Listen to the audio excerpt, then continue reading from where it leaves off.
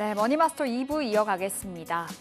사실상 미국은 중국에게 협상을 계속해서 압박하고 있는 상황이죠. 미국은 중국에 대한 관세 145% 발효를 한 상황이고요. 중국도 이에 질세라 보복 관세 그리고 희토류 관련해서 계속해서 그 보복의 카드를 내밀면서 양 국가 간의 이 관세 전쟁이 치열해지고 있습니다. 간밤에는 트럼프 행정부가 지금 엔비디아가 중국에 수출하고 있는 H20 칩의 수출을 제한하겠다라고 발표를 하면서 간밤 엔비디아가 애프터마켓에서 뚝 떨어졌습니다. 6%가 넘게 밀렸는데요.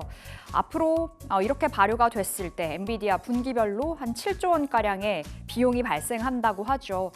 그렇다 보니 오늘 국내 증시 안에서 반도체주들 밀려 내려가고 있습니다. 아울러서 TSMC의 1분기 실적 발표는 우리 시간으로 내일 있을 예정인데요. TSMC 1분기 순이익 전망치 전년 동기 대비해서 한 54% 올라갈 거라고 이야기가 나오고 있습니다. 하지만 우리의 눈은 2분기 가이던스로 쏠려 있는데 만약 2분기 가이던스가 예상치보다 낮을 경우에는 이 트럼프 행정부의 관세 발효에 대응을 해서 보수적으로 제품을 공급할 거다라는 이야기도 있습니다. 오늘 반도체 점검 필요하겠죠. 시장 상황부터 살펴보겠습니다.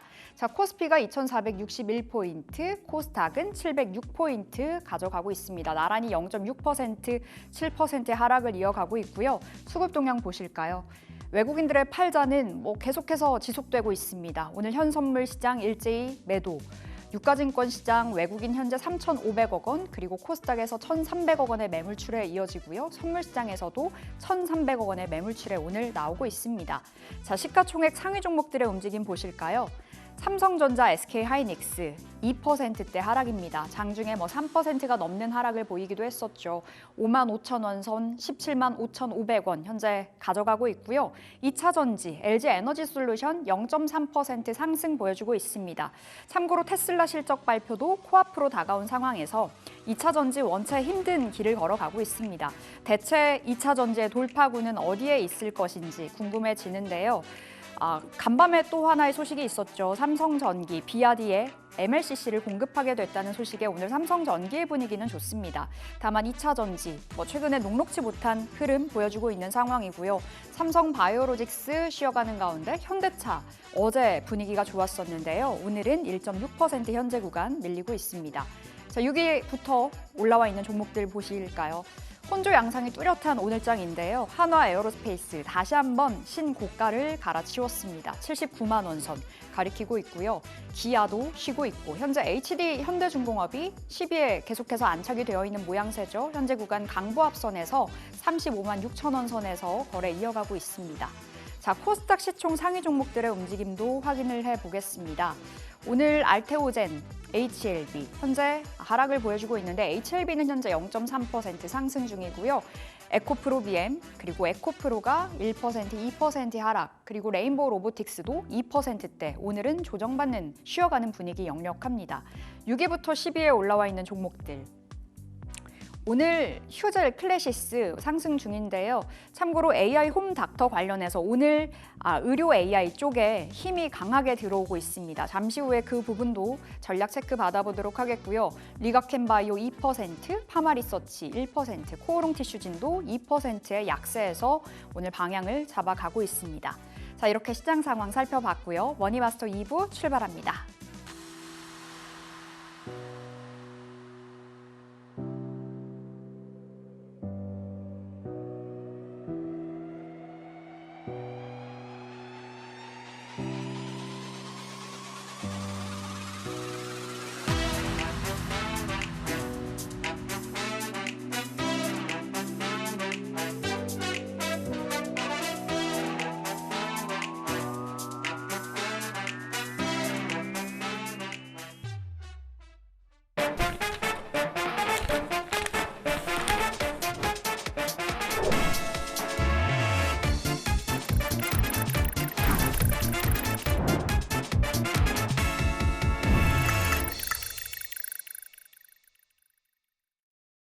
네, 업앤다운 함께하겠습니다. 루크투자연구소 임순재 대표 나오셨습니다. 어서 오세요. 네, 안녕하십니까? 네, 대표님 오늘장 어떻게 보고 계신지 시장 진단부터 들어가겠습니다. 오늘은 좀 쉬어가는 분위기가 역력한데 엔비디아 지금 후폭풍, 오늘 반도체가 많이 밀려서요. 네, 그렇죠. 시장 어떻게 보세요?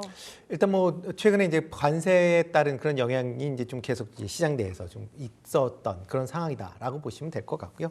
다만 이제 전일 같은 경우는 트럼프 대통령이 별다른 트윗을 하지 않았으니까 이런 이제 SNS를 하지 않았기 때문에 뭐 관련된 이슈가 조금 이제 잦아드나 싶었습니다. 그렇지만 미국 장 끝난 이후에 엔비디아에 대한 그런 이제 관세에 대한 우려감이 이제 다시 부각이 되면서 뭐 국내 증시도 그런 관련 영향으로 상대적으로 반도체 관련된 종목들의 네. 하락폭을 좀 키웠다라고 보시면 될 것 같고요. 뭐 이런 뭐 미국의 관세 정책에 따른 그런 움직임은 아마 당분간은 좀 더 지속될 가능성은 좀 있다라고 보여집니다. 뭐 어떤 뭐 좋은 얘기든 아니면 나쁜 얘기든 어떤 계속 그 관세와 관련된 얘기들이 나올 걸로 예상이 되고 있고요. 그렇다라고 하게 되면 뭐 그런 관세에 따라서 어떻게 이제 관세가 물려지느냐 아니면 유예가 되느냐 그런 얘기들이 계속 좀 나올 가능성이 좀 있다라고 보시면 되지 않을까 싶습니다. 특히 뭐 바이오나 그다음에 반도체 관련된 부분에 대해서도 조만간 이제 관세 정책들이 이제 발표가 될 걸로 예상이 되고 있고요. 아마 엔비디아 관련된 건도 그거에 좀 선행적으로 아마 관련된 이슈가 좀 불거진 거 아닌가 싶습니다. 네. 다만 이제 뭐 이렇게 이제 선제적으로 조금 이제 반응을 한다라고 하게 되면 반도체 관련된 규제 사항이 뭐 나온다라고 해도 그 충격은 뭐 또 조금 분산될 가능성도 있으니까 그런 점도 같이 좀 보시면 어떨까 싶습니다.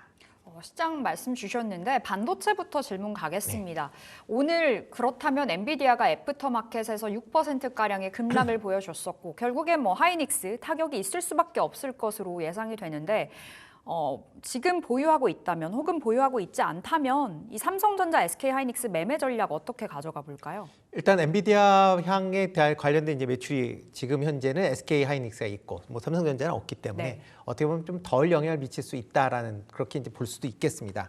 그렇지만 엔비디아가 이제 중국 수출이 안 된다라고 하게 되면 뭐 그거에 관련돼서 지금 기존에 뭐 삼성전자가 중국향에 들어간 H20에 대한 HBM에 대해서 공급을 할 것이다라는 그런 이제 시장 뭐 기대가 상당히 있었는데 그 부분이 좀 없어진다라고 보시면 될 것 같고요. 그렇다라고 하게 되면 삼성전자의 입장에서 본다라고 하게 되면 추가적인 HBM에 대한 매출을 뭐 못하게 된다라는 게 좀 부정적으로 영향을 미칠 가능성은 충분히 있다라고 좀 생각을 하고 있고요. SK하이닉스 입장에서 보면 현재 H20에 내도 지금 납품을 하고 있는 그런 상황입니다. 그렇지만 중국 관련된 그런 매출이 준다라고 하게 되면 H20에 대한 그런 이제 HBM에 대한 수요는 줄어들 거는 이제 당연한 거다라고 생각이 되고 있고요. 다만 이제 엔비디아가 뭐 H20뿐만 아니라 블랙에일 칩이나 아니면 H백과 같은 쿠퍼칩 같은 칩들이 계속 판매가 이루어지고 있는 상황이기 때문에 그런 관점에서 본다라고 하게 되면 상대적으로 중국 관련된 그런 이슈는 조금 덜할 가능성은 있다라고 좀 생각을 하고 있습니다. 다만 이제 이렇게 HBM에 대한 그런 이제 수요가 뭐 중국에서는 좀 준다라고는 하지만 미국 중심으로는 여전히 수요가 있을 것이다라고 예상들 하고 있습니다. 뭐 각 빅테크 기업들이 여전히 AI 데이터 센터를 구축을 하고 있는 그런 상황이고요. 뭐 대표적으로 오픈 AI 같은 경우도 지금 뭐 장기적으로 5천억 달러까지 지금 투자를 하겠다라고 밝힌 상황이고, 엔비디아 같은 경우도 이런 AI 칩 관련돼서 5천억 달러 정도의 이제 투자를 하겠다라고 이제 이번 주에 이제 밝힌 상황입니다. 그렇다라고 하게 되면 AI에 대한 투자는 좀 주춤거릴 수는 있겠지만 중장기적으로 보면 여전히 투자는 계속 이루어질 수밖에 없다라고 보여지고요. 그렇다라고 하게 되면 이런 HBM과 관련된 종목들이 단기적인 뭐 이런 관세 이슈로 인해서 뭐 좀 조정을 받을 가능성은 있다라고는 하지만 중장기적으로 보면 그래도 계속 관심을 갖고 보셔야 되지 않을까라는 생각은 해보고 있습니다. 알겠습니다. 그럼 지금 자리에서 소부장까지 확산해서 우리가 시각을 넓혀보자면 소부장단 안에서는 어디에 주목하세요? 일단 뭐 지금 반도체 관련된 종목들은 최근에 이제 움직인 가장 큰 이유가 레거시 반도체인 DDR4, 5 그랬고 낸드 플래시에 대한 가격이 상승을 했다라는 부분이거든요. 뭐 그런 관점에서 본다라고 하게 되면 그동안 이제 작년 이후서부터 반도체 특히 이제 레거시 반도체에 대해서는 계속 이제 감산이 이루어졌기 때문에 이런 감산 부분이 가격이 올라가면서 조금씩 해소될 가능성은 있다. 그러면 뭐 감산이 해소된다라고 하게 되면 생산량이 증가할 있다라고 보시면 될 것 같고요. 그렇다라고 하게 되면 이런 소부장단, 특히 이제 레거시 반도체 관련된 기업들의 실적이 조금씩 개선될 가능성은 충분히 있어 보인다라고 보여지고요. 그렇기 때문에 이런 레거시 반도체 관련된 그런 이제 전공정 업체들 여전히 좀 관심 있게 보셔야 되지 않을까 싶습니다. 알겠습니다. 우리 임순재 대표님의 반도체 뷰, 지금 자리 큰 걱정하지 않고 반도체 바라볼 수 있을 것 같은데 2차 전지는 어떤 시각이실지 좀 상반되겠죠. 원체 부진한 그 늪을 걸어가고 있습니다. 이제 테슬라 실적 발표도 코앞으로 다가온 시점에서 테슬라에게 의지는 할 수 없을 상황인 것 같고요. 돌파구 어디에 있다고 보세요? 일단 2차 전지 관련된 부분들은 이제 실적이 어느 정도 나와야 된다라고 보시는 게 더 맞지 않을까 싶습니다. 물론 이제 테슬라가 상당히 이제 시장 전체적으로 기대를 많이 하고 있는데 그렇지만 이제 테슬라의 이제 일론 머스크 이제 CEO가 정치 활동을 하면서부터 테슬라가 전기차 업체의 이제 주도 회사다라고 보기에는 지금 현재로는 조금 퀘스천입니다. 네. 그만큼 테슬라의 판매량이 상당 부분 지금 위축이 되고 있다라고 보시면 되는데요.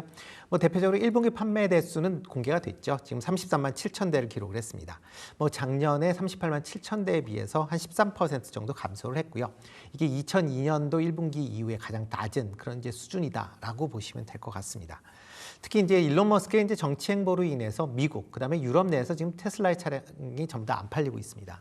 특히 이제 미국 같은 경우에는 전기차를 주로 구매하는 층이 민주당 성향의 이런 유권자가 많이 구매를 하고 공화당 성향은 대부분 내연기관을 이제 구매를 한다라고 보시면 될 것 같고요.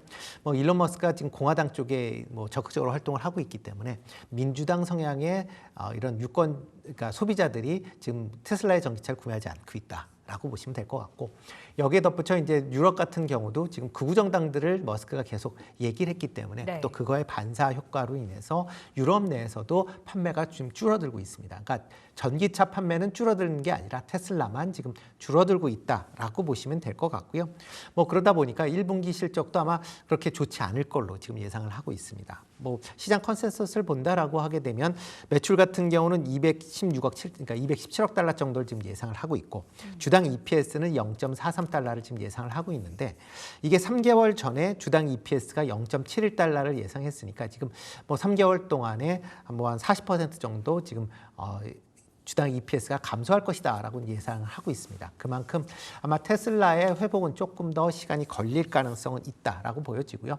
특히 미국의 이제 관세 정책이 자동차에 대한 관세 정책이 어떻게 되느냐에 따라서 네. 또 이제 테슬라뿐만 아니라 자동차 회사 전반적으로 영향을 미칠 가능성은 여전히 남아 있다라고 보여집니다. 특히 테슬라 같은 경우도 지금 주요 부품에 대해서 해외에서 구입하는 비중이 높기 때문에 자동차 부품에 대해서 관세가 높게 매겨진다라고 하게 되면 그만큼 미국 내에서 자동차 가격이 올라가기 때문에 판매에 조금 위축이 될 가능성에 대한 부분도 같이 보셔야 될 걸로 보여지고요. 그리고 일론 머스크의 지금 정치적 행보가 아마 5월 정도에는 아마 끝날 걸로 지금 예상이 되고 있는데 그 이후에도 유럽 내에서 어떠한 이제 자동차 판매가 이루어지는지도 같이 좀 주목해 보셔야 되지 않을까 싶습니다. 2차 전지 관련된 종목들은 테슬라보다는 아마 지금 유럽 쪽의 전기차가에서 시장 점유율을 어떻게 가져가느냐를 좀 더 네. 보셔야 되지 않을까 싶습니다. 미국 시장 내에는 중국 2차 전지 업체의 진출이 상당 부분 제한이 되어 있기 때문에 미국 시장은 국내 업체들이 판매를 한다라고는 하지만 유럽 시장 내에서는 지금 중국 업체와의 경쟁이 상당히 좀 격화되고 있는 그런 상황이다라고 보시면 될 것 같고요. 특히 이제 1, 2월 달에 유럽 내에서 전기차 판매는 전년 대비 31% 증가를 했습니다. 그러니까 유럽 내에서는 전기차 판매가 다시 호조를 보이고 있는데요. 가장 큰 게 이런 배출가스 규제에 따른 그런 이슈가 전기차를 구매하고 있다라고 보시면 되는데 문제는 국내 업체들의 유럽 내의 전기차 시장 점유율이 계속 줄어들고 있다라는 겁니다. 작년 같은 경우에는 지금 50%가 넘는 그런 이제 시장 점유율을 유지를 했는데 작년 하반기서부터 계속 지금 유럽 점유율이 지금 계속 좀 줄어들고 있는 그런 상황이고요. 이제는 40%대도 안 되는 그런 유럽 점유율을 갖고 있습니다. 그러니까 유럽 내에서 전기차가 많이 팔린다라고 해서 국내 업체들이 그만큼 수혜를 입느냐라고 보면 그런 것도 아니다라고 네. 보시면 되니까 유럽 내에서 국내 2차 전지 업체들의 판매율이 어떻게 되는지도 같이 좀 주목해 보셔야 되지 않을까라는 생각을 해보고 있습니다. 다만 이제 2차 전지 업체 입장에서 보면 좀 그나마 이제 이렇게 전기차가 안 팔리다 보니까 어떻게 보면 이제 새로운 활로를 찾는 게 ESS 관련된 시장이다라고 보시면 되는데, ESS 관련돼서 지금 뭐 계속 지금 수주가 이어지고 있습니다. 네. 그렇지만 이 수주되는 게 실질적으로 인도되는 건 2026년 이후서부터 인도가 되는 거기 때문에 당장의 실적에 뭐 반영이 된다라고 보기는 어렵고요. 향후에 이런 ESS 시장이 커진다라고 하게 되면 긍정적으로 영향을 미치겠지만 그 전까지는 실적 부진세가 이어질 가능성은 있으니까 그런 점은 좀 유념하셔야 되지 않을까 싶습니다. 결국에는 이 캐즘을 뚫기 위해서 무언가 돌파구 ESS 마지막에 네. 또 언급 주셨는데 대표 주자가 LG 엔솔이잖아요. 그럼 지금 자리에서 2차 전지 매수 관점으로 본다면 LG 엔솔 정도가 괜찮다? 아니면 지금 2차 전지는 접근 자제하자? 뭐 어떻게 주실까요? 아직까지는 뭐 2차 전지 관련돼서는 좀 더 지켜보시는 게 더 맞지 않을까 싶습니다. 뭐 캐즘이다라고 얘기는 많이 하지만 캐즘이다라기보다는, 그러니까 그 캐즘이면 전기차 판매가 줄어야죠. 근데 전 세계적으로 전기차 판매는 증가하고 있습니다. 그러니까 캐즘이다라는 게 아니라 기본적으로 국내 2차 전지 업체들의 어떻게 보면 사업적 예측이 틀렸다라고 보는 게 더 맞지 않을까 싶습니다. 그러니까 그러니까 이런 이제 사업 예측의 실패가 네. 이런 실적 부진으로 오는 거지, 이게 캐즘하고는 이제는 차원이 완전히 좀 다른 개념이다라고 보시는 게 맞을 걸로 보여지고요. 뭐 ESS 관련돼서 시장을 뭐 확대한다라고 얘기는 하고 있지만 현재 ESS 시장 은 대부분 이제 LFP 배터리가 시장을 장악하고 있는 그런 상황입니다. 네. 국내 업체 뭐 LG 엔솔이나 삼성 SDI나 뭐 SK온도 전부 다 LFP 배터리를 개발을 하고 있지만 아직까지 중국 선도 업체들에 비해서는 기술적으로는 떨어집니다. 그러니까 LFP에 대해서는 떨어지는 측면이 있고요. 특히 밸류체인 내 LFP에 대한 밸류체인도 아직 완전하게 구성되어 있지 못하고 중국이 반드시 있어야만 밸류체인을 구성한다라는 측면에서 보면 이런 LFP 배터리에 대한 수주가 증가하는 게 과연 영업이익 측면에서 얼마만큼 뭐 개선되는 부분은 물론 있겠지만 그 부분이 생각만큼 크게 작용을 한다라고 보지는 않습니다. 그러니까 네. 매출은 증가할지 모르겠지만 수익 측면에서 보면 일단은 좀 더 보셔야 되지 않을까라는 생각을 해보고 있고요. 특히 이제 LG 엔솔 같은 경우에 이제 1분기 실적이 뭐 영업이익 흑자를 기록을 했지만 이게 AMPC라는 보조금 덕분이다라고 보시면 될 것 같고, 네. 보조금을 제외하면 아직도 영업 적자입니다. 그러니까 그런 관점에서 보면 미국에서 만약 뭐 AMPC 보조금을 안 준다라고 하게 되면 바로 적자로 이제 전환할 수밖에 없는 거고, 그렇다라고 하게 되면 아직까지는 이런 2차 전지 관련된 기업들의 실적이 돌아섰다라고 보기에는 아직 좀 이른감이 있다. 네. 그렇기 때문에 그 실적이 돌아선 것을 확인한 이후에 보시는 게 더 맞지 않을까 싶습니다. 지금은 좀 자제해 봐야 되겠습니다. 숫자가 실적이 나올 때부터 좀 관심을 가져보자라고 말씀 주셨는데 개별 종목으로 봤을 때 오늘 삼성전기가 장 초반에 분위기가 좋았습니다.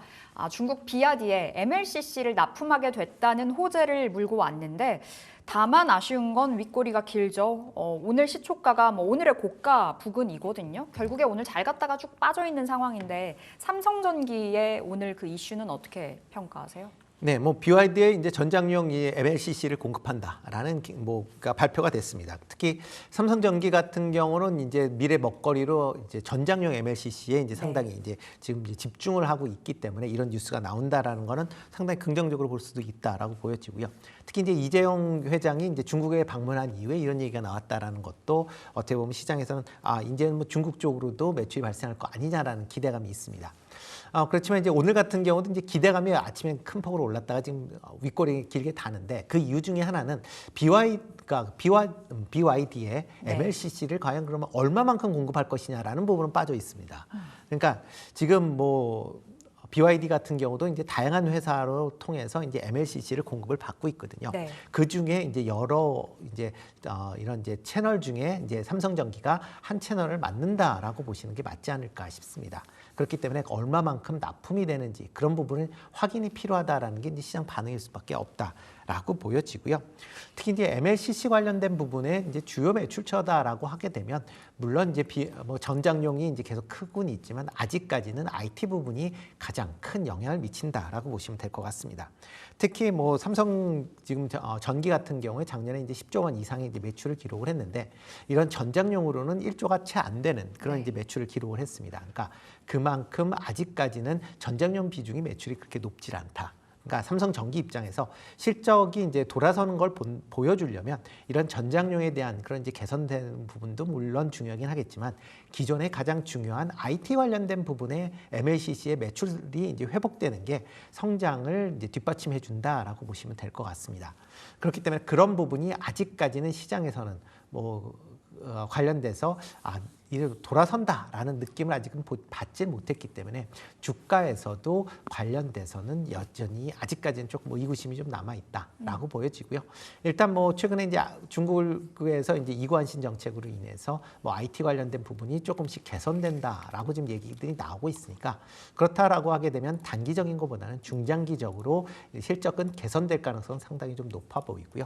뭐 오늘 같이 이런 뭐 단기 이슈에 대해서 이제 반응을 한다라기보다는 실적 개선세가 돌아서는 걸 확인한 이후에 아마 하시는 게 좀 더 낫지 않을까라는 생각은 해보고 있습니다. 자, 그럼 삼성전기 지금 자리 진입한다면 뭐 일단 어떤 대응이 맞을까요? 일단 뭐 지금 같은 경우는 뭐 조금 뭐 가격 자체는 상당히 그렇게 높지는 않은 그런 상황인 건 맞습니다. 네. 뭐 그동안 뭐 계속 뭐 실적이 부진했었기 때문에 계속 낙폭을 이제 보였었고요.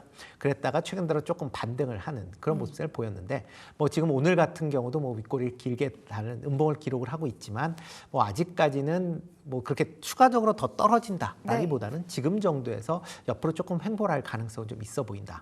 대신 실적이 조금 개선되는 세가 보여야 아마 주가가 추가적인 상승이 가능하지 않을까라는 생각은 해보고 있습니다. 알겠습니다. 삼성전기 또한 역시나 실적이 본질, 뭐 근본인 것 같아요. 실적이 찍힐 때가 중요할 것 같고요. 지금 자리에선 좀 횡보할 가능성이 있다고도 말씀 주셨습니다. 자, 오늘 장에서 강한 섹터라고 봐야 될까요? 테마주겠죠.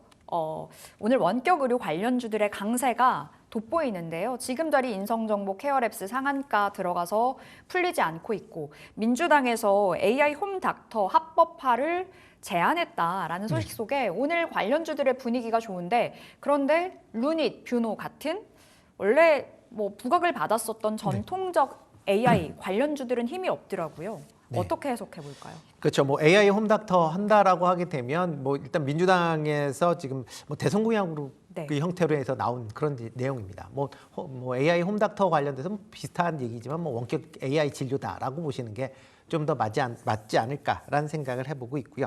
뭐 지금 지금 민주당이 이제 대선 공약을 보면 AI를 이제 관련된 뭐 투자를 확대하고 관련된 서비스를 확대해서 뭐 국민들의 삶을 좀 향상시키겠다라고 좀 얘기를 하고 있고요. 그거에 대한 세부 공약이다라고 보시면 되지 않을까 싶습니다. 특히 AI 홈닥터 같은 경우는 이제 원격 진료 관련된 그런 이슈가 이제 같이 맞물려 있기 때문에 오늘 같은 경우는 원격 관련 의료 관련된 그런 이제 종목들이 상당히 이제 강한 그런 이제 모습세를 보이고 있다라고 보시면 될 것 같습니다. 뭐 대표적으로 지금 강한 뭐 모습세를 보인다라고 하게 되면 뭐 케어랩스나 그다음에 인성정보 같은 경우 지금 상한가를 기록을 할 만큼 강한 지금 모습세를 좀 보이고 있다라고 보시면 될 것 같고요. 이런 이제 AI가 이제 원격 진료가 얘기가 나올 때마다 이제 움직이는 몇 개 종목 중에 이제 그러니까 종목들이 있습니다. 네. 뭐 그런 종목들이 오늘 강하다라고 보여지는데 뭐 이거를 이제 민주당에서는 입법을 추진하겠다라고 얘기는 하고 있습니다. 물론 민주당이 뭐 지금 뭐 180석을 넘는 이제 의석을 갖고 있기 때문에 당연히 법으로 추진할 가능성은 상당히 높지만 과연 이런 입법 과정 내에서 의료단체들의 반발을 어떻게 무마할 것이냐라는 그것도 하나의 숙제입니다. 지금까지 계속 원격 진료와 관련된 얘기가 나올 때마다 계속 지금 진척이 안 되고 있거든요. 그런데 과연 이번에 진척을 시킬 수 있겠느냐라는 것도 좀 퀘스천이다라고 보여지고요. 그렇기 때문에 어떻게 보면 원격 진료와 관련된 부분은 좀 단기적인 이슈로, 그러니까 테마성 종목으로 접근하시는 게 지금은 맞지 않을까라는 생각을 해보고 있고요. 다만 이렇게 이제 원격 진료 쪽으로 이제 뭐 포커스가 맞춰지다 보니까 전통적인 이제 의료 AI 종목들이 이제 쉬는 그런 모습입니다. 특히 뭐 최근 들어 이제 이재명 전 대표가 이제 얘기를 하면서 AI에 대한 투자가 얘기가 되면서 관련된 종목들이 좀 강세를 띄었죠. 그러니까 그런 강세가 올라왔기 때문에 어느 정도 그거에 따른 차익 매물이 좀 나온 거 아닌가라는 생각을 해보고 있는데 뭐 의료 AI 관련된 종목들 같은 경우는 뭐 중장기적으로 보면 여전히 좀 관심 있게 보셔도 되지 않을까라는 생각을 해보고 있습니다. 특히 이제 국내 의료 AI 관련된 기업들의 이런 뭐 영상 특히 판독 관련된 부분은 상당히 좀 강점을 갖고 있는 그런 상황이고요. 네. 특히 뭐 국내뿐만 아니라 해외 쪽에서 관련된 그런 이제 매출이 계속 발생을 하고 있기 때문에 그런 점을 본다라고 하게 되면 향후에 의료 AI는 AI 시장이 확대가 될수록 좀 더 관심을 가져야 되지 않을까라는 생각은 해보고 있습니다. 이제 막 바닥에서 탈출을 하는 자리였었거든요. 의료 네. AI, 뭐 특히 뭐 루닛, 뷰노 같은 종목이요. 중장기적인 관점에서는 유효하다 말씀 주셨고 오늘 잘 가는 인성정보 케어랩스 그러니까 원격 의료 관련해서는 단기 트레이딩 정도만 괜찮다. 이렇게 좀 살펴보실 필요가 있겠습니다. 자, 우리 임 대표님의 종목 AS 가볼 텐데요. 삼성중공업 우리 15% 이상의 수익을 보고 있습니다. 지금 자리 삼성중공업 가격 업데이트 해보도록 하겠고 조선주는 뭐 여전히 지금도 유효하다고 보시는 그렇죠. 거죠? 뭐 조선주는 여전히 뭐 고다라고 생각을 하고 있습니다. 그러니까 뭐 조선 관련된 종목들 같은 경우에는 기본적으로 실적이 받쳐지고 있는 그런 상황이다라고 보시면 될 것 같고요. 뭐 일부 뭐 지금 뭐 현대중공업이나 아니면 뭐 하나오션 같은 경우는 뭐 미국의 이제 MRO나 아니면 함정 선박에 대한 이제 수주 기대감까지 이제 같이 맞물려 있다라고 보시면 될 것 같고요.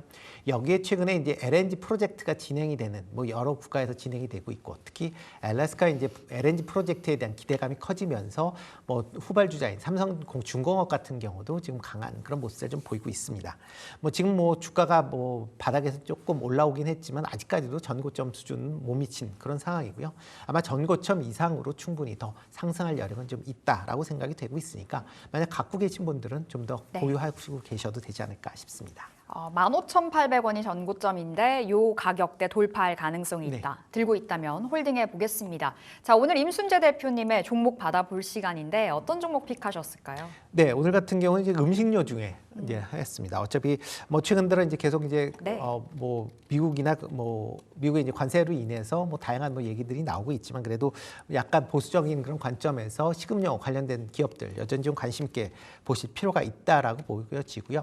그중에 이제 CJ 제일제당인데요. 뭐 CJ 제일제당이 뭐 여러 사업군들이 있습니다. 뭐 지금 뭐 자회사로 대한통운도 있기 때문에 지금 매출에는 포함이 되어 있지만 대한통운을 제외한다라고 해도 식음료나 그다음에 이제 그린바이오라는 그런 이제 부분이 같이 이제 작용을 하고 있다라고 보시면 될 것 같고요. 특히 이제 식음료 관련돼서 이제 특히 식품 먹는 이제 식품과 관련돼서 미국에서 이제 공장을 갖고 있다는 게 최대 장점이 아닌가 싶습니다. 대표적으로 지금 CJ 제일제당이다라고 하게 되면 대표 이제 먹거리 브랜드가 비비고입니다. 비비고가 지금 미국 내에서 매출이 1조가 넘습니다. 그러니까 넘는 이유가 그 지금 미국 자회사인 이제 수완스에서 지금 관련된 그러니까 생산 시설을 이용해서 미국 내에서 만두를 직접 만들고 있습니다. 그러니까 미국에서 관세를 뭐 부과한다라고 해도 미국 내에 이런 생산 시설이 있는 그런 기업 입장에서 보면 뭐 전혀 뭐 상관이 없다라고 보시면 될 것 같고요. 특히 이제 수완스 같은 경우는 뭐 만두뿐만 아니라 피자도 지금 냉동 피자에서도 미국 점유율 1위를 하고 있습니다. 그만큼 냉동식품 관련돼서는 미국 내에서의 어느 정도의 확고한 자리매김하고 있다라는 것을 좀 주목해 보셔야 되지 않나 싶고요. 이에 따라서 올해 실적도 꾸준히 증가할 걸로 예상이 되고 있습니다. 지금 뭐 시장 컨센서스를 보면 뭐 전체 매출이 한 3.4%니까 30조가 넘을 것이다라고 지금 예상을 하고 있고요. 영업이익도 작년보다 한 6% 증가한 1조 6천억이 넘어설 걸로 예상을 하고 있습니다. 뭐 최근 외국인들이 한 2거래일 연속 지금 순매수하고 있는 그런 모습을 좀 보이고 있고요. 뭐 오늘 미국 공장이 있는 농심 같은 경우 상당히 좀 강한 모습을 보였는데 뭐 CJ 제일제당도 미국 내에 공장이 있기 때문에 그런 점을 보면 상대적으로 주가 수준으로 보면 오름폭이 적다라는 관점에서도 같이 좀 주목해 보시면 어떨까 싶습니다. 일단 뭐 주가 흐름을 본다라고 하게 되면 뭐 최근 들어 뭐 주가가 계속 조금 흘러내렸습니다. 뭐 작년 이후서부터 계속 좀 흘러내렸는데요. 뭐 그렇지만 이제 주가 흐름을 보다 보면 원체 지금 52주 신저가 수준이기 때문에 주가에는 그렇게 큰 부담은 없다라고 보여지고요. 그렇다라고 하게 되면 뭐 지금보다 조금 낮은 뭐 28만 원 전후에서 매수하시는 거는 뭐 큰 23만 원 전후에서 매수하시는 건 큰 뭐 부담은 없을 것이다라고 생각을 하고 있고요. 그다음에 이제 목표 주가는 이제 전 고점 수준이 27만 원 이상은 충분히 올라갈 수 있다라고 생각을 하고 있습니다. 직전 고점까지 바라보자 27만 원 목표가로 받아봤는데 역시 CJ 제일제당도 막 바닥을 탈출하려는 그 자리인 것 같아요. 지금 자리 매수 오케이 사인 받았습니다. 23만 원 아래에서 그리고 목표가 27만 원, 손절가는 20만 원으로 이렇게 체크해 보도록 하겠습니다. 자, 오늘 루크투자연구소 임순재 대표 함께했습니다. 말씀 고맙습니다. 네, 고맙습니다.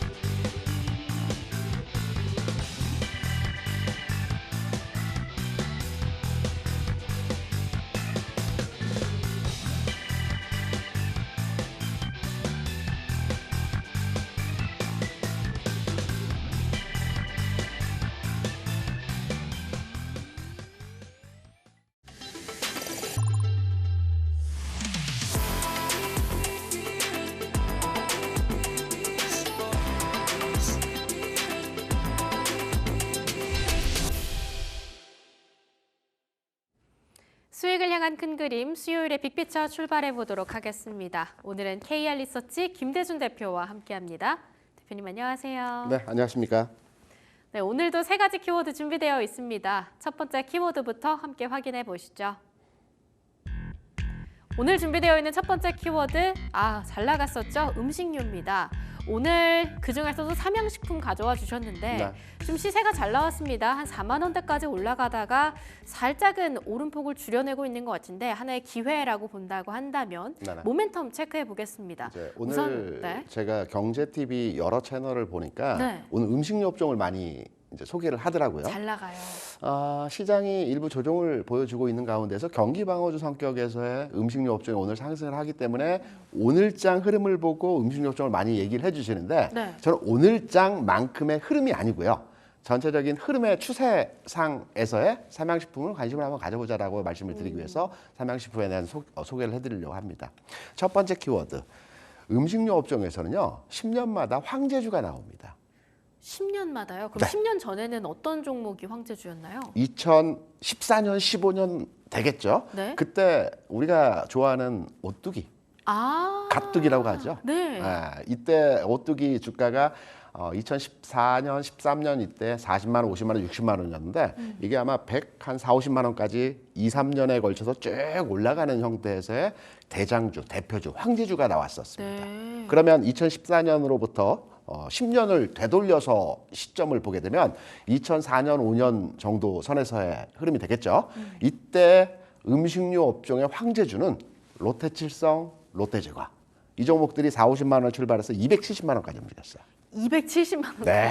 4, 50에서. 뭐 지금 롯데칠성을 지금 막 찾아보시는 분들은 이게 회사가 네. 분사하고 이런 과정에서 차트는 왜곡되어진 상태로 나타날 겁니다. 그런데 이때 2004년에서 5년 이때는 롯데칠성, 롯데제과 같은 종목들이 주가의 어떤 상승 시세를 연출했고요. 14년도에는 오뚜기, 가뚜기가 시세를 형성하면서 100만 원을 넘어가는 현상에서 모습을 보여줬고 지금은 삼양식품이 지난해에서부터 출발한 주가 수준에서 이제 100만 원을 목전에 두고 있죠. 이제 갓삼양이 되는 거죠. 네, 97만 원 뭐 요 정도 수준에서 지금 왔다 갔다 하다 96만 원 수준으로 이제 왔다 갔다 하는 형태에서의 가격을 보여주고 있어요. 그런데 제가 오뚜기 같은 그 삼양식품 같은 경우는 이전에 이미 샀어야지 지금 95만 원 수준에서의 가격을 두고 있는데 100만 원이 바로 목전인데 네. 지금 사서 뭐 내가 얼마나 수익을 내겠느냐 그것도 가격이 90만 원대인데 사기가 정말 부담스럽죠. 한 주만 사는 것도 부담스럽습니다. 저는 개인적으로 이제 주식 투자를 하시면서 여러 가지 패턴과 스타일의 종목들이 움직이는 형태들이 나타나지 않습니까? 최근에 방산이 좋은데 방산했는데 내 계좌에 방산이 없어. 그런데 시장의 패션을 따라간다는 측면에서 네. 이러한 맥락점으로 한 주 정도의 투자 공부를 한다라는 측면에서 저는 삼양식품에 대한 관심도가 필요하다고 생각을 하고 있고요. 100만 원 황제주이긴 하지만 100만 원을 터치하게 되면 100만 원 이상의 가격을 진행시켜 준다라고 판단하고 있죠. 그래서 현 시점에서 관심도가 필요하다라는 측면에서의 말씀을 드리고요. 그리고 시장에 대해서 불안감을 가지고 계신 분들이 많이 계실 겁니다. 네. 오늘 지수가 빠지죠. 어제까지만 해도 분위기가 나쁘지 않았는데 뭐 엔비디아 얘기가 나오면서 오늘 시장이 하락하고 있어요. 그래서 우리가 이제 뭐 보고 놀란 것은 뭐 보고 놀란다고 하잖아요. 자라보고 놀란 거. 그렇죠. 그래서 이전의 하락의 경험에 대해서 또 시장이 급락하는 형태. 트럼프가 또 몇 마디 하게 되면 시장이 급락하면서 추세적으로 하락이 깊이 나올 거 아닌가라고 많이들 생각하십니다. 그런데 앞서 제가 모두에 말씀드린 것처럼 오늘 경기방어주 음식료 업종에 대해서 많이 얘기를 할 겁니다. 그러면 시장은 우리가 흔히 얘기하듯이 리스크 온이라고 합니다. 그러니까 무슨 말이냐면 기관 투자자들 시장을 이제 직시할 때 리스크 온과 리스크 오프가 있습니다. 리스크 온은 위험이 있더라도 시장 내에서 돈이 왔다 갔다 하는 겁니다. 유동성이 있다. 예를 들어서 반도체에 대한 투자를 했는데 시장이 외부 변수에서 하락을 해요. 그러면 반도체를 팔고 현금으로 빼내는 게 아니고 반도체 일부 포지션을 정리하고 음식료나 뭐 대체재 종목으로 순환매요. 시장 내에서 왔다 갔다 합니다. 돈이 빠져나가지 않아요. 근데 네. 리스크 오프는 시장에서 돈을 빼버리는 겁니다. 이거는 리스크를 완전 제어하자라는 시장이거든요. 예. 오늘 음식료 업종이 움직인다는 것은 시장 내에서 순환한다라는 거거든요. 그러니까 시장의 흐름은 이전의 모습과 같이 막 급락하면서 추세가 무너지는 이런 형태는 아닐 것이다. 2, 3일 조정을 받고 나면 다시 재상승하는 과정으로 진행이 될 것이라는 측면에서 현 시점에서의 투자 관점으로 접근이 가능하다라고 판단이 되고 있고요. 예. MSCI 5월에 그 발표가 있죠. MSCI 지수 발표가 2월, 5월, 9월, 11월에 있습니다. 지난 분기에 11월에서는 MSCI 편입 종목이 없었어요. 네. 그러면 MSCI에 대해서 편입될 가능성이 높은 종목으로 삼양식품 얘기를 많이 하고 있거든요. 계속 나옵니다. 네, 계속 나오고 있죠. 근데 MSCI 지수에 편입된 이후의 주가는 대부분 하락합니다. 아, 오히려 재료 소멸로 그렇죠. 받아들이는군요. 그러니까 과거에 MSCI 지수에 편입된 종목들을 보게 되면 편입 이전 단계에서 가능성을 두고 확실한 종목 위주로 해서 주가 올라가고 편입된 뒤에는 실제로 주가는 하락하는 경우들이 많거든요. 그럼 5월에 MSCI 지수 편입과 관련된 확정이 된다라고 한다면 이번 4월 흐름에서 네. 저는 4월 흐름에서 100만 원 넘어가지 않을까라고 판단이 되고 있고요. 그럼 과연 어느 시점에서 관심을 가져볼까? 90만 원이 넘지만 그래도 100원이라도 예. 1,000원이라도 좀 예. 낮은 가격으로 우리가 저점을 잡아 그쵸. 본다는 측면에서 제가 차트를 보면서 그 부분에 대해서 한번 설명을 드려보도록 예, 하겠습니다. 한번 삼양식품 차트 한번 확인해 보도록 하겠습니다. 네. 일단 5월에 MSCI 편입 가능성을 두고 어디서부터 우리가 접근을 해야 하는가 한번 잡아주시면 좋겠어요. 네, 일단 그림을 딱 보시면 예. 고점 돌파했죠. 오늘 윗꼬리이긴 합니다. 네. 꼬리가 좀 긴 형태에서 모습이기 때문에 이거 도망가야 되는 거 아닌가라고 생각하실 수도 있는데 고점 돌파 이후에 쉬어가는 과정입니다. 그러면 오히려 지금이요. 그렇죠. 그러면 우리가 이 바닥점, 그러니까 저점에서의 매수를 할 때의 시점을 잡을 때에는 앞전 고점의 지지 라인입니다. 여기 딱 제가 요 라인이네요. 선을 딱 그어놨거든요. 네. 선을 그어놨는데 이 가격이 아마 저점이 되는 부분이 92만 원, 93만 원 요 부근에서의 가격이 저점 부근이라고 생각을 합니다. 네. 그런데 저는 90만 원짜리를 96만 원에 사나 92만 원에 사나 한 2, 3%, 1, 2% 차이거든요. 그러니까 가격의 흐름에 있어 손익에 대해서는 크게 영향을 주지 않는 가격대입니다. 그래서 저는 뭐 현재 시점에서 관심 가져도 된다라는 측면으로 판단을 하고 있고요. 실제적으로 지지 라인은 90한 2, 3만 원 정도 선이 지지 라인으로 적정되어 있기 때문에 요 수준에서 잡아보시면 될 것 같고요. 그리고 반대로 제가 아까 주가가 100만 돌파하면 120만 원까지 간다는 네. 흐름에서의 모습을 말씀드렸고 120까지 열어보십니까? 그렇죠. 100만 원 돌파하게 되면 이제 추가 흐름에서의 모습에서의 저항이 없기 때문에 120만 원까지 갈 수 있다라는 판단이고요. 그리고 이제 손절해야 될 때도 있어요. 시장 손절 상황이 중요하죠. 급격하게 변하든가 이 회사의 어떤 재무적 안정성이 변화해서 주식을 팔아야 될 때도 있거든요. 이때는 저는 이제 이 종목에 대해서 90만 원을 잡고 있어요. 왜냐하면 1차적으로 92만 원, 93만 원이 지지선이죠. 지지선을 이탈하면서 90만 원 수준까지의 주가가 하락을 진행한다. 예. 그럼 이때 손절하시면 되는 겁니다. 그러니까 그러면 여기까지 또 빠질 수 있는 겁니까? 시장 상황의 변화 또는 어떤 기업 가치적 측면에서의 변화 이런 부분들이 손절을 해야 될 수밖에 없는 상황이 나타날 수도 있습니다. 주시장 워낙 변수가 많기 때문에.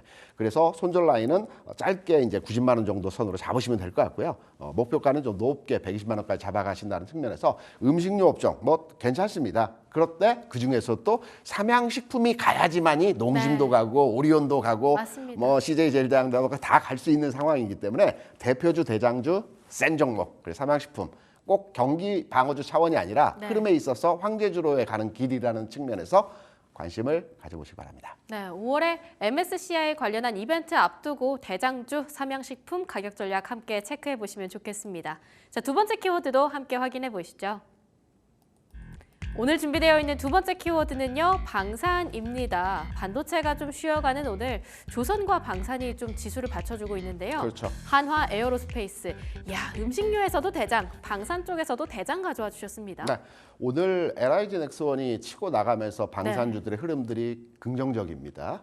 방산주는 여러분 지금부터 조심해야 되는 부분이 아니라 변곡점에 딱 와 있어요. 어떤 변곡점입니까? 주가가 이 자리에서 상단부를 치고 돌파하면서 세게 갈 수도 있고요. 예. 반대의 경우가 나올 수도 있는 주가의 변곡점입니다. 그래서 하나 에어로스페이스를 기본으로 해서 예. 방산주에 대해서 내가 뭐 투자를 하고자 하시는 분들도 마찬가지고요. 가지고 계신 분들도 제가 말씀드리는 부분들에 대해서 한번 참고를 해 보시기 바랍니다. 네. 최근에 주요 매매 주체를 보게 되면 외국인과 기관이었어요. 지난 3월에는 외국인이 집중적으로 매수를 했었고요. 예. 4월 들어서는 기관이 매수를 해서 주가를 끌어올렸습니다. 그런데 최근의 상태에서 특히 오늘 어제 상태에서 보면 이 매매 주요 주체가 손 놓고 있어요. 아직은 방향성을 판단하지 않고 있어요. 저와 같은 생각이라고 볼 수가 있겠죠. 네. 주요 매매 주체가 그렇게 되고 있고 하나 에어로스페이스만을 보게 되면 호황제가 상존해 있습니다. 유중에 대한 내용이 있죠. 그쵸. 수출이 계속 늘어나고 있다는 긍정적인 요인도 있습니다. 호악재가 상반되고 있는 상황에서 과연 어느 쪽으로 무게 중심이 실릴지 이 부분도 우리가 관전 포인트라고 판단이 되고 있습니다. 그래서 방산주의 대표주, 오늘은 LI 넥슨이 세지만 네. 그래도 대장주 대표주인 하나 에어로스페이스를 판단하면서 방산주 전반의 흐름에 대해서 한번 짚어드린 내용으로 한번 설명을 드려보도록 하겠습니다. 네, 그림 전반에 대한 흐름이요. 같이 보시면서 설명을 드려보도록 하겠습니다. 네, 아마 방산주 하면 현대로템 그리고 한화 에어로스페이스 이 두 종목을 특히 눈여겨보고 계시는 그런 투자자분들 많으실 것 같습니다. 차트 한번 확인해 보겠습니다. 확실히 공매도를 앞두고 조금 눌리긴 하다가 다시 또 4월에 치고 올라가고 있는 중이거든요. 중요한 것은 좀 전에 보여드렸던 네. 삼양식품과는 약간 다르죠. 삼양식품은 고점을 돌파하고 윗꼬리를 달고 있어요. 예. 앞전 고점을 돌파하고. 그런데 한화 에어로스페이스 같은 경우는 고점을 돌파할지 예, 아닐지 시원하게 못 가고 애매한 있습니다. 구간에서의 가격 진행이 현재 나타나고 있습니다. 제가 앞서서 주요 매매 주체가 손을 현재 오늘 장에서 놓고 있다는 말씀드렸죠. 네. 이 그림에서 보시면 이 바닥권에서 횡보 구간에서의 흐름이 진행될 때 이때 외국인들이 집중적으로 매수를 했어요. 그리고 상승 시점 최근에서의 이 상황에서는 기관이 매수를 했습니다. 그리고 오늘 어제 최근 단기 한 2, 3일 사이에서는 방향성이 확인되지 않은 상황이기 때문에 네. 일단 매매 주체가 적극적으로 시장에 참여하고 있지는 않아요. 그런데 제가 볼 때는 이들이 매수를 할지 매도를 할지는 저도 모르지만 주가 패턴과 흐름과 상황을 판단해서 어떻게 될지에 대한 상황을 여러분께 말씀을 드리자면 네. 일단 두 가지 관점으로 접근을 해보시기 바랍니다. 첫 번째는 고점 돌파 수준에서의 가격이 80만 원을 종가 기준입니다. 우리가 흔히 장중에 뭐 손절 라인을 잡는다든가 또는 고점을 돌파하면서 매수 시점을 잡는다든가 하는 그 타이밍을 잡지 않습니까? 네. 이때 장중 가격을 잡는 분들이 많이 계시는데 일반적 상황 하에서의 흐름은 종가 기준으로 해서 매매 시점을 잡는 게 아주 현실적 상황이라고 보고 있어요. 물론 장중에 가격을 현저하게 이탈할 때는 당연히 종가에 그 가격을 못 만들기 때문에 뭐 의사결정을 하셔도 되겠지만 통상적인 가격 형성의 지점을 말씀드릴 때는 네. 종가 수준으로 해서 이 가격을 돌파하느냐 하향 이탈하느냐 이 기준으로 참고를 하시면 될 것 같고요. 저는 매수 그러니까 변곡점에서 상승으로 전환할 수 있는 가능성을 두고 있는 자리에서의 가격이 80만 원입니다. 80만 원. 그러니까 종가 수준에서의 가격이 80만 원, 지금 79만 원이거든요. 네. 80만 원에 안착하면서 오늘 종가 수준에서의 가격이 마무리된다. 그러면 추가 상승 돌파 여부의 가능성이 좀 더 높게 확인되기 때문에 이 종목은 들어가셔도 됩니다. 넥스트레이드는 예외이신 거죠? 지금? 그렇죠. 네. 저는 정규장 흐름에서의 상황만 말씀을 드리는 2시간 겁니다. 남았네요. 네, 넥스트레이드는 아무래도 주가 왜곡된 현상의 가격차가 많이 나타나기 때문에 정규장 흐름으로 보시면 될 것 같고요. 그리고 반대의 경우, 이 종목 지금까지 가지고 있었는데 수익도 꽤 났어. 근데 매도 타이밍을 나는 잘 못 잡아. 그러면 어느 시점에 대한 매모 타이밍을 잡냐? 75만 원. 75만 원. 75만 원을 기준으로 해서 해당 시점에 하락으로 전환될 것이다라는 측면으로 이 종목 이제 팔아야 되겠다. 예. 이제 헤어질 결심해야 되겠다라고 하는 시점이 75만 원. 그러니까 단순합니다. 대표주, 방산주도 마찬가지죠. 다른 오늘 장에서 흐름들이 긍정적이나 다른 종목들은 하락 이후에 반등 주고 있는 모습이거든요. 네. 하나 에어로스페이스는 하락보다는 횡보 이후에 상승하고 있습니다. 강합니다. 이 종목이 제일. 그렇기 때문에 80만 원과 75만 원의 가격대 돌파 저항, 아니 돌파되는 하향 돌파하느냐 상향 돌파하느냐에 따라서 이 종목에 대한 전략적 투자 방법으로 진행을 하시면 될 것 같습니다. 오늘 만약 종가를 80만 원 위에서 한다고 한다면 목표가 어디까지 열어보십니까? 목표가는 일단 우리가 숫자로의 그 저항이 없기 때문에 보통 10만 원, 5만 원, 100만 원 이런 저항에 대한 부분을 우리가 판단하지 않습니까? 그러면 지금 90만 원, 70만 원, 80만 원 수준인데 100만 원 언저리까지 올라가겠죠. 그러면 목표 단가를 100만 원 하방에서 잡으시면 될 것 같아요. 네, 알겠습니다. 자, 일단 가장 중요한 건 한 2시간 정도 조금 안 남았는데요. 80만 원 종가 충분히 지켜주는지 한번 확인해 보시면 좋겠습니다. 자, 마지막 키워드 함께 확인해 보시죠. 오늘 준비되어 있는 세 번째 키워드 바로 K-뷰티입니다. 화장품, 미용기기, 요즘 뷰티 관련주들 시세 좋습니다. VT 한번 살펴볼게요. 미용기기 관련주죠. 네. 우선은 수출 관련한 이야기, 뷰티 쪽에서는 얘기 안 할 수 없을 것 같습니다. 우리가 제가 이 시간을 통해서 이 소중한 시간에 수출이 얼마 됐고 미국 수출이 어떻고 이런 얘기를 장황하게 말씀드려야 의미 없고요. 왜냐하면 많은 전문가분들이 이전 단계에서 화장품 업종에 대한 비전과 뷰를 많이 말씀해 주셨기 때문에 저는 딱 명료하게 핵심만 딱딱딱딱 끊어서 말씀을 드려보겠습니다. 수출 매출 증가세 확장 구간이라는 건 다 아실 겁니다. 그러면 예. 어느 정도 증가했는지가 좀 감이 안 오시죠? 그러니까 방송에서는 수출 증가하고 있고 매출 증가하고 이익 증가하는데 제가 개념적으로 한번 설명을 드려볼게요. 네. VT가 2020년도에 매출이 1,000억이었어요. 예. 영업이익은 55억이었습니다. 예. 이게 한 4년 지나서 2024년 기준으로 해서 매출이 4천억입니다. 4배 늘었네요. 영업이익은 1,000억입니다. 어이구 2배 늘었네요. 20배죠. 20배요? 55억에서 1,000억이 됐으니까 약 그러네요. 20배가 늘었죠. 그러니까 네 배, 그러니까 사업을 잘했다는 겁니다. 마진율 높게 4배 규모는 성장했고요. 이익치는 20배가 성장했다는 거예요. 그러니까 화장품 미용기기 업종에 안 갈 수가 없겠죠. 20년 대비해서 24년. 그러면 25년, 26년, 27년 상황은 어떠하냐. 뭐 예상치이긴 하나 전반의 흐름은 나쁘지 않다라고 해요. 긍정적이라고 판단되기 때문에 네. 미용기기 업종의 주가가 최근에 뭐 원택을 비롯해서 그 주가 흐름이 긍정적으로 진행되는 상황에서의 모습을 보여주고 있죠. 두 번째, 이 종목도 호황제가 겹쳐져 오늘 보니까 있습니다. 공매도 살짝 관련해서 네. 투기 경고가 떴던데요. 투자 경고. 일단 VT 마찬가지고 미용기기 업종의 종목들이 최근에 또 오늘 장에서 강세 현상을 보여주면서 추세 회복을 일부 해가는 모습을 보여줬어요. 그런데 공매도 재개가 된 3월 30일 이후에 이 미용기기 업종에 대해서 공매도 타겟팅되어서 많이 들어왔어요. VT에 대해서 말씀을 드리면 기존까지는 그러니까 이전 단계에서 공매도는 거의 없었습니다. 공매도 수량 한 2만 주 정도였습니다. 그런데 3월 31일 이후부터 최근까지 한 30만 주 공매도 수량이 늘어났습니다. 그러니까 타겟팅 되어서 공매도가 계속 들어오고 있는 겁니다. 그래서 공매도에 대한 이슈도 있고요. 그리고 추세를 회복하면서 주가 움직임이 진행되고 있다는 긍정적인 그 내용에서의 흐름입니다. 그리고 이것도 또 하나 호황제가 같이 있는 그렇죠. 거예요. 호황제가 예. 상존에 있어요. 그리고 시장이 이렇게 조정받는 흐름에서의 미용기기가 음식료 업종과 마찬가지로 부각되는 현상에서의 모습들을 보여주고 있는데요. 그렇다면 사야 될까 말아야 될까? 사야 될까? 사셔도 된다라는 기본 전제로 해서 설명을 드리고요. 네. 그러면 왜 사야 될까? 어디서 사야 될까? 제가 그 내용은 한번 그림을 보면서 함께 말씀을 드려보도록 하겠습니다. 네, VT도 함께 차트 확인해 보도록 할까요? 오늘 VT 그럼에도 불구하고 전체적인 느낌을 봤을 때는 네. 이렇게 최근 나쁘지 않은 흐름 그려가고 네. 있습니다. 앞서 원택을 말씀을 드렸는데 원택 강하긴 합니다. 어제도 그랬고 네. 뭐 흐름 다른데 원택은 빠졌다 올라가는 겁니다. VT 같은 경우는 물론 주가 상황에서는 빠지긴 했으나 좀 횡보하는 측면에서의 가격 비교적 덜 진행이 가파른 되고 거죠. 있죠. 왜냐하면 이 상승이 워낙 컸기 때문에 큰 이유의 횡보라고 판단되는 지점에서의 흐름이고요. 오늘장 나는 한번 움직여 볼 거야라고 양봉의 흐름이 나타났습니다. 그러면 우리가 여기서 판단할 때 내일도 올라가는 거 아니야? 모레도 올라가는 거 아니야? 여기서 쭉쭉쭉 올라가서 고점 돌파하는 거 아니야? 라고 많이들 생각을 하실 겁니다. 아닙니다. 아닌가요? 그렇- 저런 무빙 한 번 더 보여줄 수는 없을까요? 보여주면 좋겠지만 우리가 주식을 투자하고 매매했던 투자자들 생각해서 보면 이 VT 같은 경우는 기존에 한 36,000원 뭐 요 근처에서 사셨던 분들 그러니까 네. 요 부분에서 거래가 많이 되었던 종목이거든요. 그러네요. 그러면 횡보하고. 36,000원대 많은 분들이 사셨기 때문에 나 한 달, 두 달 고생했어. 36,000원 내가 산 가격만 오면 나 그냥 팔고 떠날 거야. 이게 대기 매물이거든요. 예. 이걸 매물이라고 합니다. 그러면 지금 상승에서의 흐름이 나타나지만 35,000원, 6,000원 요 부분에서의 매물을 소화해 나가는 과정이 필요합니다. 하루에 다 소화할 수 없어요. 한 3, 4일 또는 일주일 간격으로의 매물 소화 과정을 거쳐야 된다고 보고 있거든요. 오늘 강한 양봉을 시연하면서 나 움직일 거야 라는 시그널을 줬어요. 네. 근데 바로 가지는 않을 거야. 왜? 매물 소화를 거쳐야 되기 때문에. 그렇다면 이 형태에서의 모습은 양봉 이후에 옆으로 이렇게 횡보하는 형태.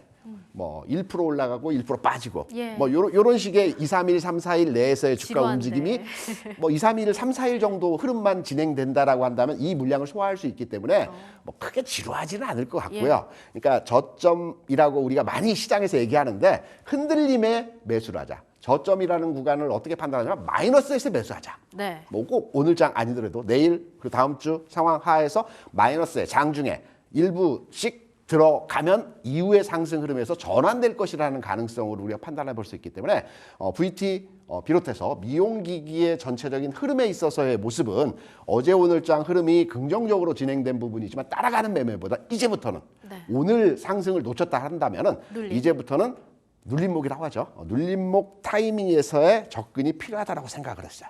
그러면 가격을 한번 잡아볼까요? 오늘 현재 가격이 35,000원 전후로 지금 현재 움직여요. 저는 이 가격부터 진행하시면 돼요.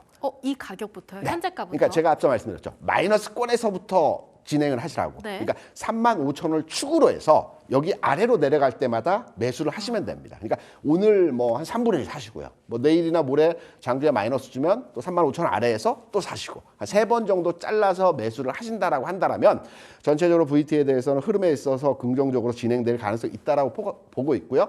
기본적으로 고점 돌파 가능성이 있다라고 보고 있어요. 다만 1차 목표 단가는 4만 원. 이 앞전 4만 원? 고점이죠. 요 근처 가격입니다. 예. 고점 돌파 이전 단계에서 1차 목표 가격을 한번 잡아보시고요. 그때 가서 탄력도를 봐야 되겠죠. 세게 간다. 그럼 가져가는 거고요. 이쪽에 좀 매물 소화가 힘들어다. 매도해 주시는 거고요. 이 흐름에서 접근하시면 될 것 같고 손절은 29,000원. 최근 내에서 저점 구간에서의 흐름입니다. 요 가격 수준이 될 겁니다. 예. 그래서 29,000원 손절 라인을 잡아가시면 될 것 같습니다. 네, VT 35,000원 이하에서의 매수 목표가 44,000원 내지는 4만 원 그 사이로 잡아주셨습니다. 지금까지 KR 리서치 김대준 대표와 함께했습니다. 대표님 좋은 말씀 감사합니다. 네, 고맙습니다.